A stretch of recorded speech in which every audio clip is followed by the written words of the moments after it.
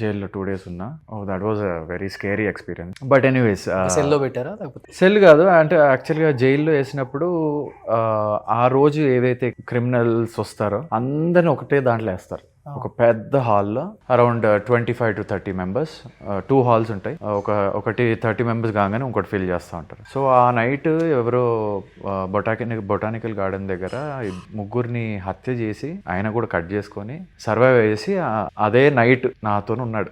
నాకు ఇంకా ప్యాక్ అవుతుండే ఆయన ఎక్కడ ఏం చేస్తాడో అనేసి. So it was a very scary situation in the jail. Yeah, those 2 days. First డేకే వచ్చేసేటండి, బట్ కూకట్పల్లి కోర్ట్ నుంచి బెయిల్ తీసుకొని చర్లపల్లి జైలుకి రావడంలో ఒక 10 minutes డిలే అయింది.